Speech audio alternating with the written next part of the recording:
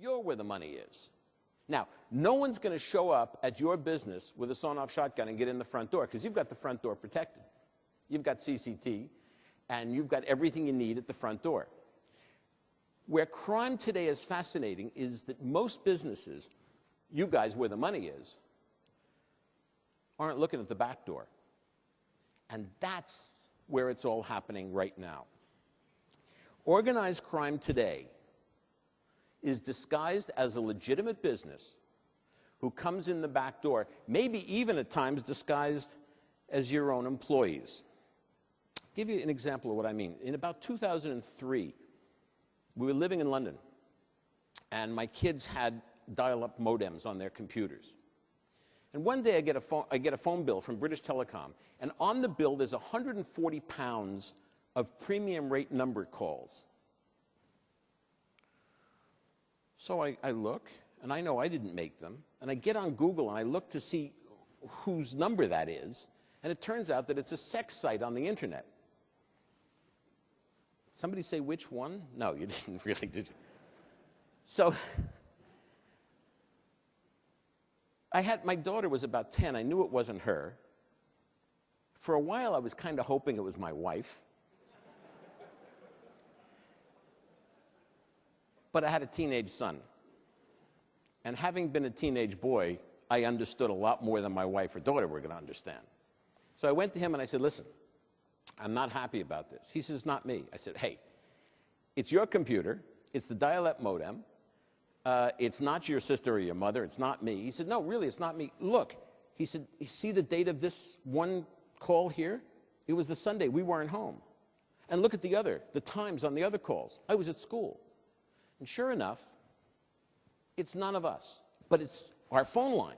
So I called British Telecom, and I get a guy who hadn't yet learned to lie. He told me the truth.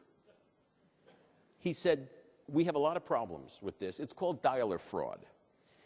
If somebody in the house gets online and downloads something, the criminals have put little codes inside the downloads, and it literally hijacks your modem, and while you're not there, it dials the sex phone lines and runs up your bill.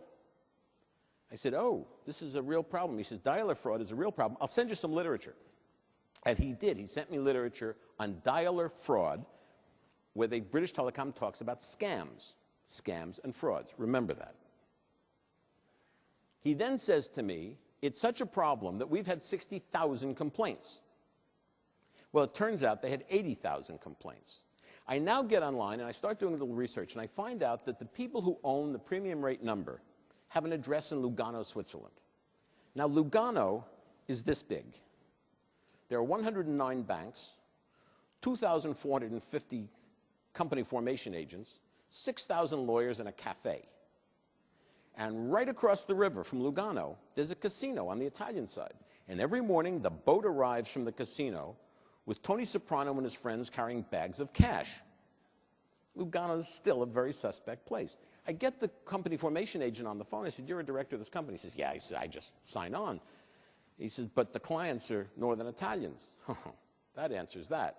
He says, and anyway, it's not a Swiss company, it's a New York company. I figured, oh, that's terrific. A New York company, it's now a home game.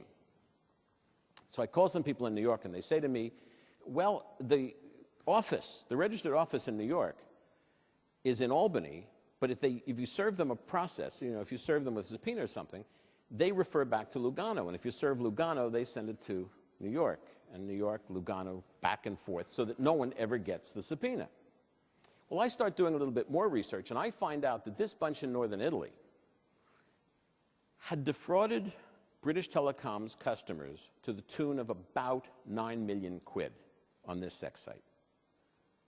Now, I called British Telecom, and I said, I'm not paying it. They said, you have to. It came from your phone. I said, no, the reason I'm not paying it is because of the Proceeds of Crime Act. They said, what are you talking about? I said, this is dirty money. This money that you're charging me is the proceeds of crime.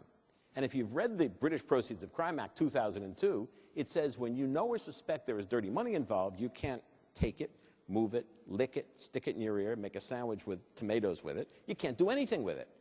And you have to report it to the police if you reported it. Now BT starts getting very nervous. And I get a lawyer contacting me saying, you have to pay this bill or we're going to sue you. I said, hey, pal, you're a member of the Law Society, aren't you? Yes. Check your regulations about money laundering because you can't take this case. That's dirty money. You better make sure that you're safe. Now British Telecom is really worried. And the guy calls me and says, look, he says, we don't know that this is a crime. I said, you don't have to know it's a crime. You merely have to suspect it's a crime. Well, we don't suspect. They said, of course you do. You sent me literature that said dialer fraud, and you talked about scams. You suspect. You've also had 80,000 complaints. Well, we don't take any of the money we're entitled to. I said, what are you talking about? He said, we pass the money along to the various people down the chain. We just collect it. We have nothing to do with the premium rate number. And we're entitled to take 1.75% as ours. And because there have been so many complaints, we don't take that money, we give it to Childline. I said, that's great. Now you've implicated Childline in money laundering. They said, well, don't say money laundering. I said, yeah, actually, it's money laundering. That's exactly what it is. And by the way, you can't give it away unless you possess it. And POCA says you're not allowed to possess it. And he says to me, no, no, no, you've got it all wrong. I said, I doubt that. He says, look, we have European codes and legislation that obliges us to pass the money along. I said, I'll tell you what, pal, you show me one piece of civil legislation that overrides the criminal codes, and I'll personally eat that piece of legislation.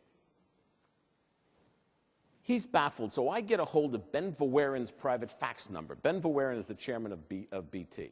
I send him a note, dear schmuck, you're money laundering, and I send him all the details. Funny, I never heard from him. But I never paid the 140 quid either. Because what had happened, Ben Verweiren's not a money launderer. He was an idiot for handling it the way he did. But what happened was an organized criminal organization had worked its way inside BT. BT was unaware of it until I pointed it out. And they were essentially collecting money for a criminal group.